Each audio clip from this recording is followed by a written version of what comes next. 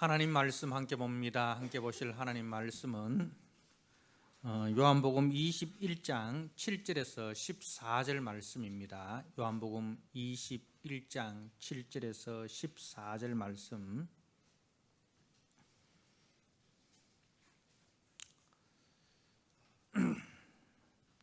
주신 말씀을 봉독드립니다. 예수께서 사랑하시는 그 제자가 베드로에게 이르되 주님이시라 하니 시몬 베드로가 벗고 있다가 주님이라 하는 말을 듣고 겉옷을 두른 후에 바다로 뛰어 내리더라. 다른 제자들은 육지에서 거리가 불과 한 50칸쯤 되므로 작은 배를 타고 물고기 든 그물을 끌고 와서 육지에 올라 보니 숯불이 있는데 그 위에 생선이 놓였고 떡도 있더라. 예수께서 이르시되 지금 잡은 생선을 좀 가져오라 하시니 시몬 베드로가 올라가서 그물을 육지에 끌어 올리니 가득히 찬 물고기가 153마리라. 이같이 많으나 그물이 찢어지지 아니하였더라. 예수께서 이르시되 와서 조반을 먹으라 하시니 제자들이 주님이신 줄 아는 고로 당신이 누구냐 감히 묻는 자가 없더라. 예수께서 가셔서 떡을 가져다가 그들에게 주시고 생선도 그와 같이 하시니라. 이것은 예수께서 죽은 자 가운데서 살아나신 후에 세 번째로 제자들에게 나타나신 것이라. 아멘. 이 시간 할렐루야 찬양대가 하나님 앞에 찬양을 드립니다.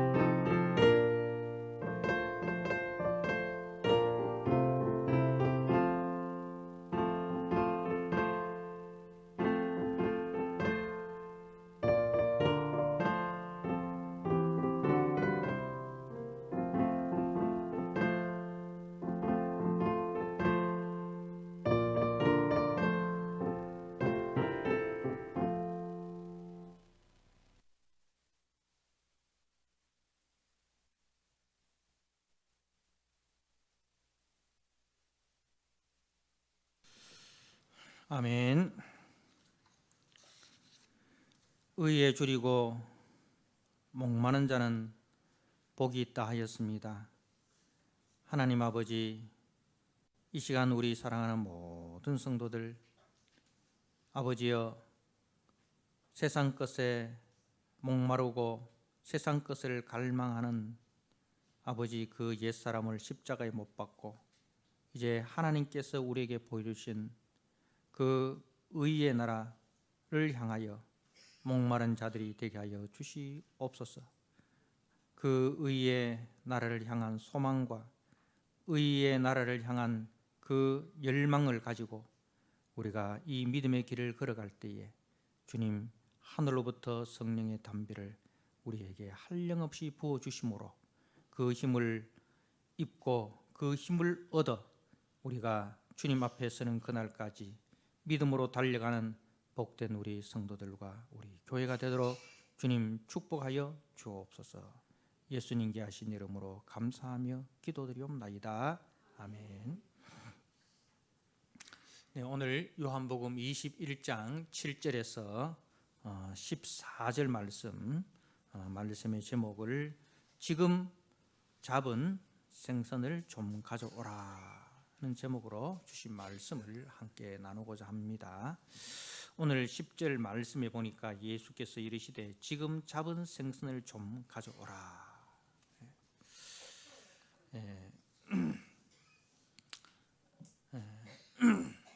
제자들이 이제 예루살렘에서 갈릴리로 돌아왔고, 그리고 그 갈릴리에 머무는 그 어느 날 이제 베드로를 필두로 해서 물고기를 잡으러 갈릴리 이 호수로 나갔습니다마는 밤이 새도록 한 마리도 잡지 못하였습니다. 정말 이거는 기적이지요. 여러분, 우리가 학교 다니면서 그런 말을 합니다. 100점 맞는 것이 힘드냐, 빵점 맞는 것이 힘드냐. 이 빵점 맞는 것이 100점 맞는 것보다 훨씬 더 힘든다 하는 거죠. 근데 마찬가지로 참 이 갈릴리 호수에서 잔뼈가 굵었던 이 어부들, 물론 예수님을 따라다닌다고 3년 동안 그물을 버린 그 공백기는 있었지만, 그래도 이렇게 한 마리도 잡지 못했던 그런 날은 참 기적입니다.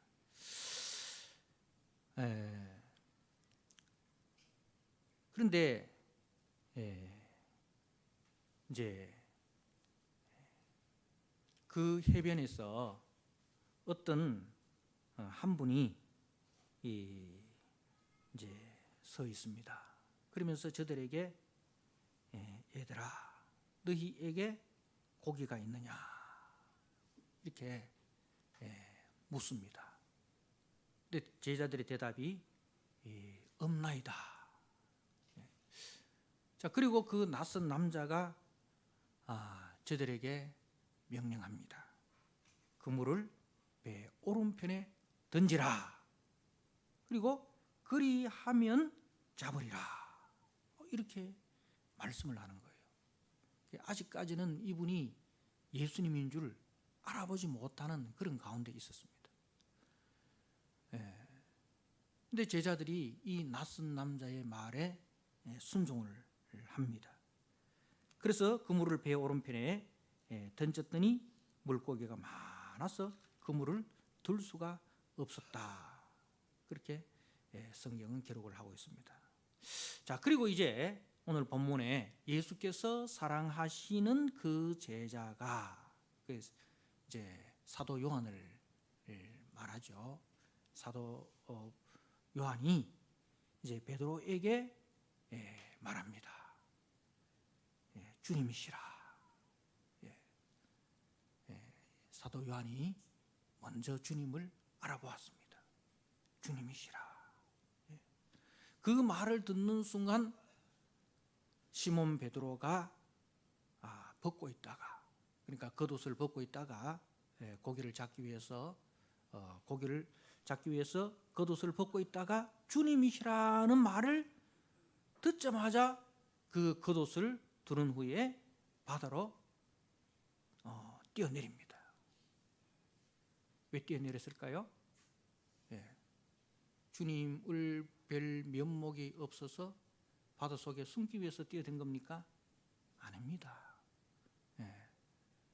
너무 주님이 좋아서 그 주님을 단 1분 1초라도 빨리 가서 만나고 싶은 그 주님을 사랑하는 거룩한 열망으로 인해서 주님이시라는 말을 듣자마자 확인도 하지 않고 그냥 그 갈릴리 호수 속으로 뛰어든 겁니다.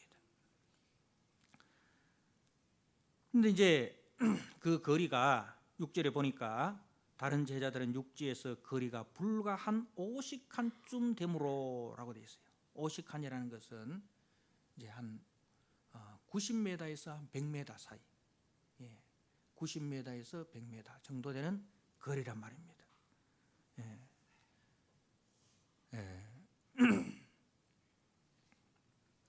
베드로는 주님이시라는 말을 듣고 한 100m 정도를 헤엄을 쳐서 주님께로 먼저 간 것입니다.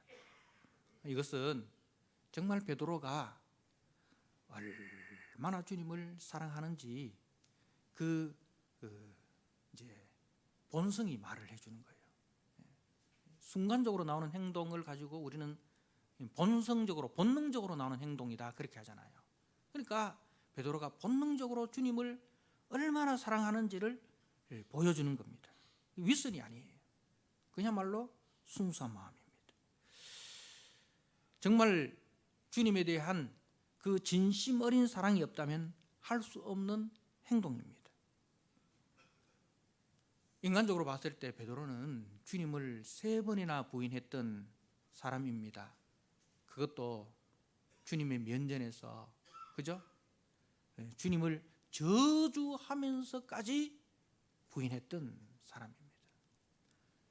우리 말에 낯짝도 벼룩이 있지. 아무도 웃는 분이 안 계시네요. 웃기려고 했는데 벼룩도 낯짝이 있지, 그죠? 벼룩도 낯짝이 있지. 근데 베드로가 사람들이 그렇게 이야기하지 않겠습니까? 야, 참 뻔뻔해도 너무 뻔뻔하네. 응? 그 주님을 3번이나 저주하면서까지 그렇게 부인해놓고 주님이라는 말을 듣자마자 어떻게 저렇게 뻔뻔스럽게 주님께로 갈 수 있냐? 뭐 남의 말을 하기 좋아하는 사람들은 그렇게도 말하지 않겠습니까? 그런데요, 베드로는 거기에 신경 쓰지 않아요. 너무 주님을 사랑해요. 다른 제자들의 눈치 살필 겨를도 없습니다. 주님을 뵐 면목조차 없었지만 그러나 그것도 개의치 않았습니다. 그 어떤 것보다도 주님을 사랑하는 마음이 훨씬 더 컸기 때문에 그런 거예요. 정말 베드로는 주님을 향한 진실한 사랑을 가지고 있었습니다. 주님을 3번이나 부인했던 그날 밤도 베드로의 윗선이 아니었습니다. 다른 사람은 다 주를 버릴지라도 나는 결코 주님을 버리지 않겠습니다 라고 말했던 그 고백도 가식이나 윗선이 아니었습니다. 장담이었습니다. 그러나 베드로가 약할 뿐이지 윗선은 아닌 거예요. 그죠? 약함과 윗선은 다른 겁니다. 그렇기 때문에 우리는 베드로를 향해서 절대로 돌을 던질 수가 없습니다. 오히려 우리는 우리 자신에게 이렇게 한번 물어봐야 됩니다. 정말 나에게도 베드로와 같이 순수하게 주님을 사랑하는 그 열정이 있는가? 나에게도 앞뒤 가리지 않고 그 주님을 향한 그 열심, 주님이라는 그 말에 그냥 마음에 감동이 되고 마음에 흥분이 되어서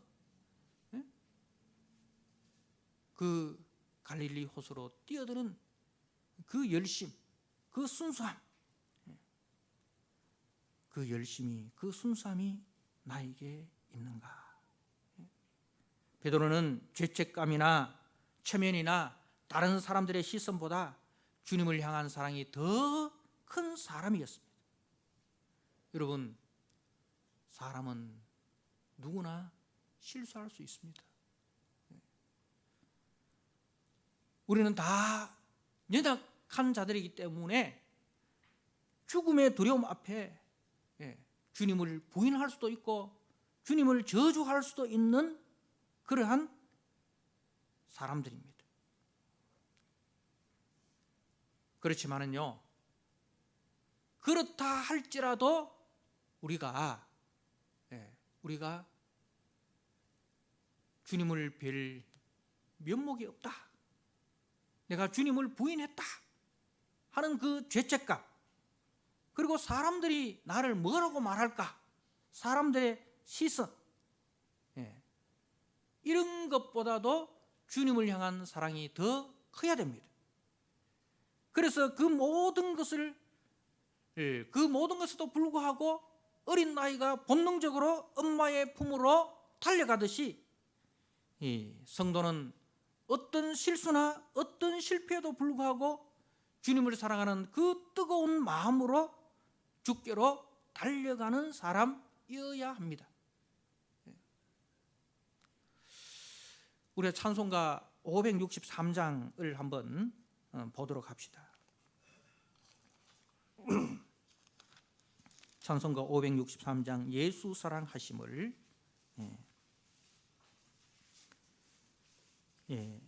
예수 사랑하심을 성경에서 배웠네. 우리들은 약하나 예수 권세 많도다. 2절에 나를 사랑하시고 나의 죄를 다 씻어 하늘 문을 여시고 들어가게 하시네. 내가 연약할수록 더욱 귀히 여기사 높은 보좌 위에서 낮은 나를 보시네. 세상 사는 동안에 나와 함께 하시고 세상 떠나가는 날 천국 가게 하소서. 날 사랑하심, 날 사랑하심, 날 사랑하심 성경에 쓰였네. 여러분, 그렇습니다. 내가 연약할수록 더욱 귀히 여기시는 우리 하나님, 우리 주님입니다. 우리가 우리 자식들을 어리고 또 병들고 연약할 때, 그죠? 그 아픈 손가락 아닙니까? 어떻게 여깁니까? 더 귀하게 여기고 더 사랑으로 돌보지 않습니까?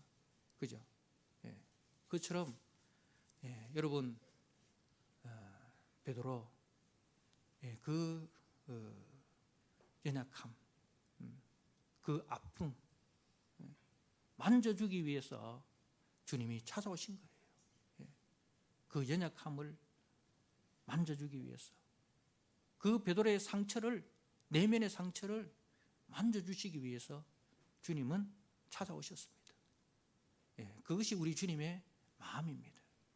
그렇기 때문에 여러분, 신앙생활 하시다가 때로는 실수를 하시고 때로는 사람들 앞에서 주님을 부인하면서 주님을 저주하면서 그렇게 주님에 대해서 참 주님에게, 주님의 마음에 상처를 줬다 할지라도 여러분, 내가 이래가지고 교회 어떻게 나가나, 내가 주님을 뵐 면목이 없어서, 체면이 없어서 다른 사람들이 내게 대해서 뭐라고 말할까? 여러분, 그거 생각하지 마시고 오직 주님만 바라보시고 주께로 돌아오십시오. 그러면 주님은 우리보다도 우리를 더 잘하시고 나보다 나를 더 사랑하시는 분이시기 때문에 이미 주님은 그 베드로를 향해서 무엇을 준비해 놓고 계십니까? 숯불을 피워 놓으시고 생선을 구우시고 떡을 구워서 조반을 차려놓고 계시는 주님이십니다. 사랑하는 성도 여러분, 오늘 베드로와는 달리 요한은 열정적으로 또 즉각적으로 주님을 향한 사랑을 드러내지는 않습니다. 그죠? 우리가 베드로와 함께 주님의 그 빈 무덤으로 달려가는 요한을 보면은, 그죠? 달리기는 먼저 했지만은 들어가는 것은 베드로가 먼저였습니다. 그리고 여기서도 주님이신 줄을 알아보기는 요한이 먼저였지만은 즉각적으로 행동하는 사람은 베드로였습니다. 그러니까 이 베드로와 요한의 그 성품이 다르죠. 성품이 다르죠. 그래서 이 요한 같은 사람은 밖으로 즉각 자기를 드러내기보다 마음속에 깊이 품고 있는 그런 사람입니다. 그러니까 주님을 향한 사랑의 표현이 다를 뿐이지 이게 잘못된 건 아니에요. 그죠? 아버지의 사랑이 있고 어머니의 사랑이 있지 않습니까? 근데 그것이 다를 뿐이지 아버지의 사랑이 틀리고 어머니의 사랑이 맞다라고 이렇게 우리가 말하지는 못하지 않습니까? 그러니까 사랑을 표현하는 방법이 다를 뿐이지 잘못된 것은 아니라는 거예요. 그러니까 하나님은 그 성품을 따라서 그 사람을 사용을 하십니다. 그래서 요한은 그 12사도들 중에서 다른 사도들은 다 순교를 하는데 이 사도 요한은 끝까지 살아남습니다. 그래서 끝까지 살면서 이제 제자들을 가르치고, 그리고 우리가 지금 보고 있는 요한복음, 그리고 요한 1서, 요한 2서, 요한 3서, 요한 계시록까지 다 기록하고 그렇게 우리 주님 품으로 이제 갑니다. 자, 교회라는 곳은 그렇습니다. 교회 안에는 이처럼 다양한 성품의 사람들이 또 다양한 각자의 방식으로 각자의 삶의 자리에서 주님을 사랑하고 주님의 몸된 교회를 섬기고 세워갑니다. 모두가 똑같은 성품일 수 없고 똑같은 방식일 수는 없습니다. 주님을 사랑하고 섬기는 그 마음은 같을지라도 방식은 차이가 있습니다. 그렇기 때문에 우리가 몸된 교회를 섬길 때에 서로의 그 성품의 다름, 방식의 다름을 인정하고 그 다름을 품어내는 넓은 마음이 필요합니다. 그 상대방의 다름을 고쳐서 내하고 똑같이 만들려고 하는 건 그거는 잘못입니다. 니 왜 성질이 그리 급하노? 응? 성질이 어떤 사람은 베드로처럼 급한 사람이 있어요. 또 어떤 사람은 성질이 굉장히 느긋한 사람이 있습니다. 그런데 하나님은 성질이 급한 사람은 급한 대로 잘 다듬어서 사용하시고, 그건 다듬어야 돼요. 또 급한 건 그대로 쓰면 안 되고, 급하더라도 다른 사람에게 상처를 준다든가 실수를 한다든가 그거는 다듬어야 되죠. 그러나 성품이 좀 급하더라도 또 성품이 급한 사람은 또 적극적이잖아요. 또 누군가 나서기를 꺼려할 때 나서서 이끌어가는 그런 또 추진력이 있습니다. 그러니까 그 사람의 장점이 있어요. 또 성격이 느긋한 사람은 또 느긋한 대로의 또 장점이 있습니다. 뭐 이래 보면은 평소에 움직이지 않는 것 같아도 그래도 늘 자기의 자리를 지키고 그 자기의 자리에서 다른 사람을 이렇게 응원해주고 격려해주고 보다듬어주고 하는 그런 그 장점이 있습니다. 그렇기 때문에 우리가 교회를 섬길 때에 중요한 것은 넓은 마음입니다. 있는 그대로를 우리가 품어주고 기다려주는 넓은 마음. 그렇게 할 때에 교회는 조화와 균형 가운데서 아름답게 세워져 갈 수가 있는 것입니다. 약한 마음을 품어주고 다름을 품어주는 넓은 마음, 함께 마음을 맞추어 나아가는 넓은 마음, 그것이 우리 모두에게 필요하다는 겁니다. 자, 제자들이 배를 타고 육지에 올라와 보니 이 숯불이 이미 피워져 있고 생선과 떡이 놓여 있습니다. 자, 오늘 말씀에 9절 말씀에 육지에 올라와 보니 숯불이 있는데 그 위에 생선이 놓였고 떡도 있더라. 자, 그리고 예수님께서 12절에 이르시되 와서 조반을 먹으라. 그러니까 이미 주님께서 조반을 다 마련하신 거예요. 이미 이 제자들이 그 갈릴리 호수에 있을 동안에, 그죠? 주님은 이제 숯불을 피워 놓으시고 또 생선을 잡으셨겠죠. 그때 뭐 이런 새벽에 어디서 팔겠습니까? 그죠? 잡으셔서 그를 비늘을 다 칼질해서 그리고 내장을 다 꺼내 손수 그것을 다 하시고 떡을 이제 다 구워 놓으셨어요. 아침을 먹을 수 있도록 다 그렇게 준비를 해 놓으셨습니다. 몇 명입니까? 8명이죠. 고기 잡는 7명, 주님까지 8명. 그러니까 아주 풍성하게 준비를 해 놓으셨단 말입니다. 주님이 직접 차려 놓으신 아침 식사였습니다. 그 요한복음에 보면 우리가 두 번의 숯불이 등장합니다. 우리가 잘 아시다시피 첫 번째 숯불은 대제사장 가야바의 뜰에 피워져 있는 숯불인데 그 숯불 앞에서 베드로가 3번을 부인하였습니다. 자, 그런데 오늘 피워놓은 숯불은 누가 피워놓습니까? 우리 주님이 피워놓으셨습니다. 어떤 용도의 숯불입니까? 회복의 숯불입니다.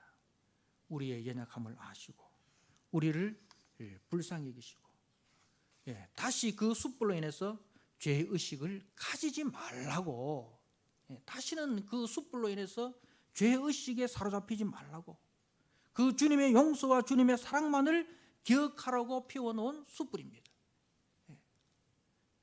베드로가 숯불을 볼 때에 어떤 마음이 들겠습니까? 숯불만 볼 때에 트라우마가 생기지 않습니까? 숯불 트라우마.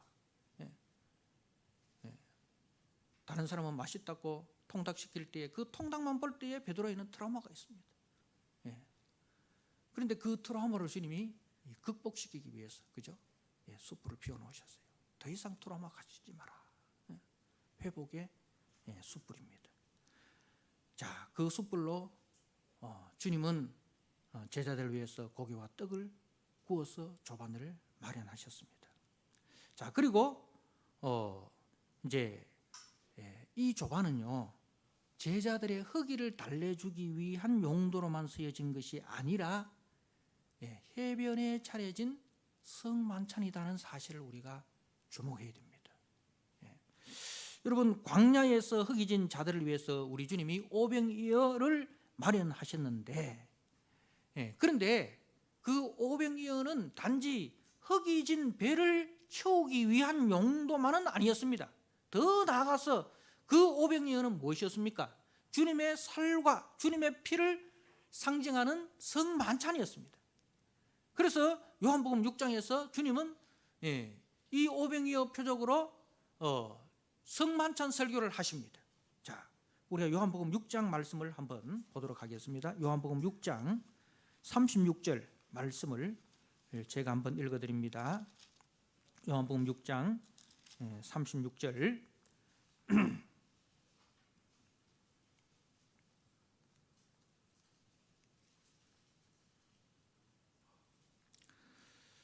그러나 내가 너희에게 이르기를 너희는 나를 보고도 믿지 아니하는도다 하였느니라. 아버지께서 내게 주시는 자는 다 내게로 올 것이요 내게 오는 자는 내가 결코 내쫓지 아니하리라. 내가 하늘에서 내려온 것은 내 뜻을 행하려 함이 아니요 나를 보내신 이의 뜻을 행하려 함이니라. 나를 보내신 이의 뜻은 내게 주는 자 중에 내가 하나도 잃어버리지 아니하고 마지막 날에 다시 살리는 이것이라. 내 아버지의 뜻은 아들을 보고 믿는 자마다 영생을 얻는 이것이니 마지막 날에 내가 이를 다시 살리리라. 자기가 하늘에서 내려온 떡이라 하므로. 자, 바로 예수님은 이 오병이어 표적에서 그 떡이 바로 예수님의 예수님 자신이라는 것을 말합니다. 하늘에서 내려오는 생명의 떡이다. 너희들을 살리러 내려온 생명의 떡이다. 그래서 아버지의 뜻, 내가 내려온 것은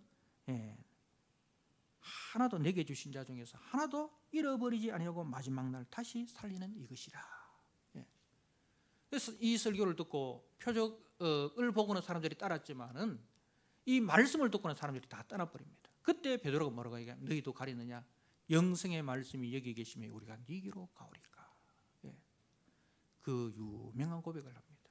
여러분, 그것처럼 이 오병이어 표적이 광야에서 허기진 자들에게 내린 하나님의 생명의 떡이었습니다. 그래서 이 오병이어 표적을 통해서 예수님의 십자가 죽으심과 부활, 성만찬을 이제 보이신 거예요. 자, 그리고 오늘 이 해변의 이제 떡과 고기 또한 뭐예요? 광야의 성만찬이 오병이어 있던 것처럼 해변의 성만찬이 오늘 말씀인 것입니다. 자, 그래서 내가 아버지의 뜻을 이루기 위해서 이 땅에 왔는데 아버지의 뜻은 내게 준 자는 한 사람도 잃어버리지 않고 다 찾는 것이라 했잖아요. 그죠? 그래서 한 사람도 잃어버리지 않고 찾기 위해서 지금 이 갈릴리로 오신 거 아닙니까? 그죠? 그리고 그 마음의 상처로 인해서 참 무거운 짐을 지고 있는 그 제자들의 무거운 짐을 내려주기 위해서, 특별히 그 베드로의 무거운 짐, 마음의 짐을 내려주기 위해서 주님이 찾아오신 거 아닙니까?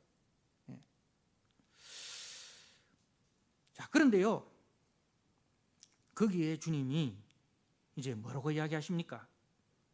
10절에 예수께서 이르시되 지금 잡은 생선을 좀 가져오라. 너희가 잡은 생선을 가져오라는 거예요.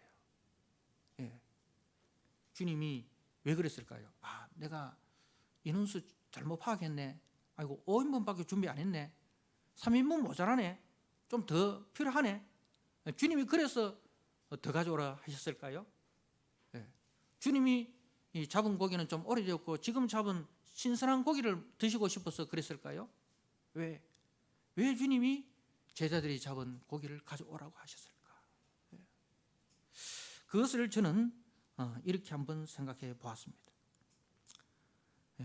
우리 주님께서 자기 양떼를 위하여 자기 몸을 내어주시지 않았습니까? 그 사랑, 그 은혜로 교회를 세우시고 우리로 성도 되게 하셨습니다. 그 십자가의 사랑이 다시 그 제자들을 찾아와서 다시 용서하시고 다시 보다듬으시고 다시 위로하시고 다시 격려하셔서 그 내면의 상처를 다 치유하시고, 그죠? 그리고 고기 잡는 어부가 아니라 사람 잡는 어부로 회복시켜 주시지 않았습니까?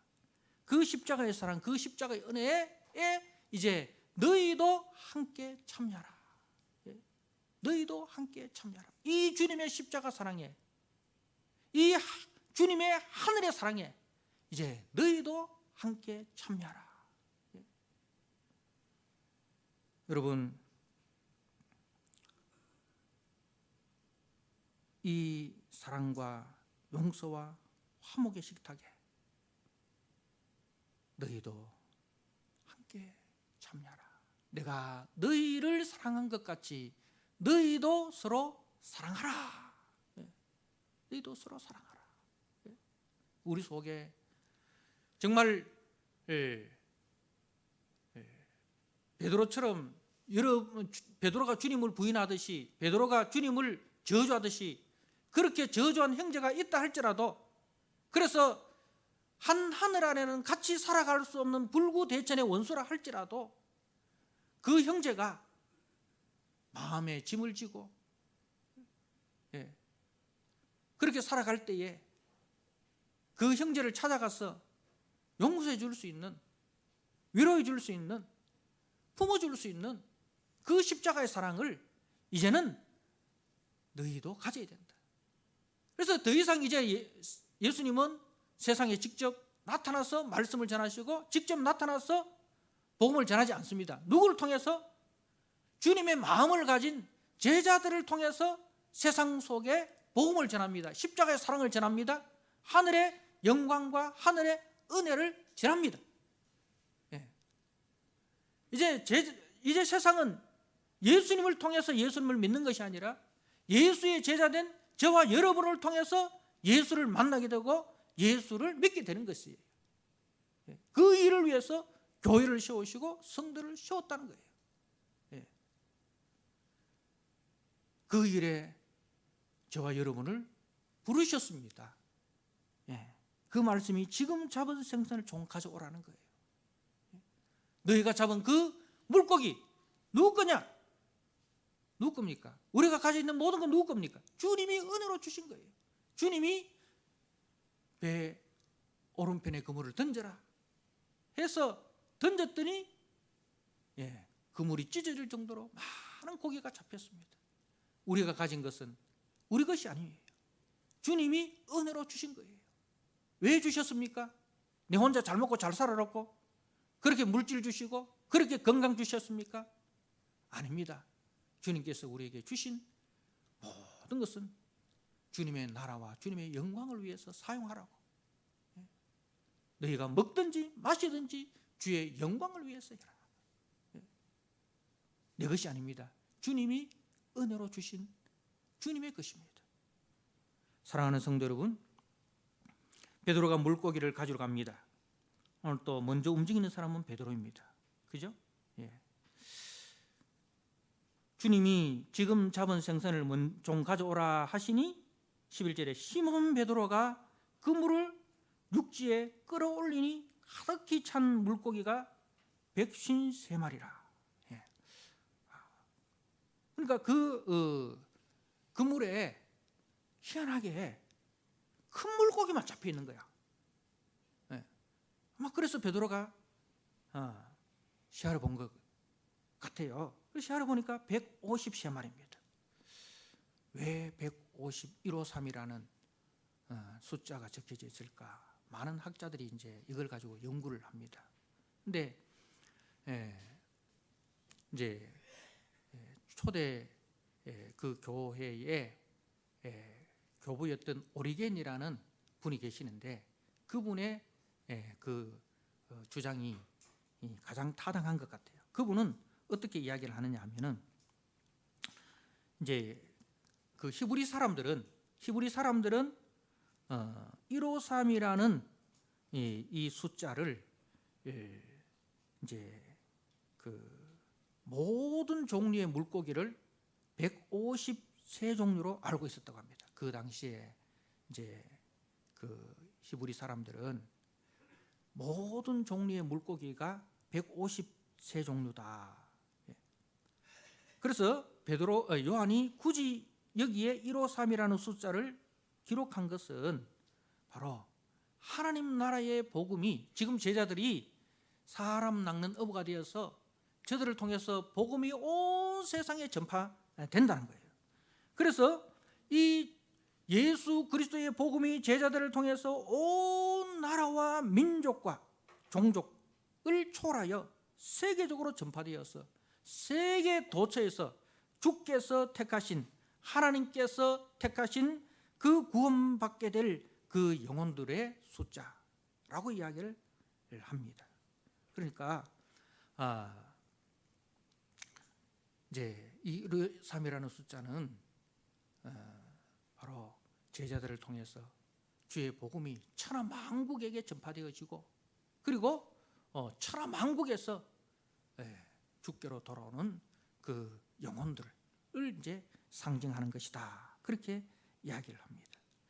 자, 그리고 이제 그 그물을 끌어올리지 않습니까? 이 11절에 그물을 육지로 끌어올리니 이 끌어올리다라는 이끌다라는 이 말씀이 요한복음 12장 32절에 주님께서 내가 땅에서 들리면 모든 사람을 내게로 이끌겠노라. 내가 땅에서 들리면. 그러니까 예수님의 십자가 사건이 십자가 사건을 통해서 세상의 모든 주께서 택한 백성들을 구원하시겠다, 이끌겠다는 말이 구원하시겠다는 말이거든요.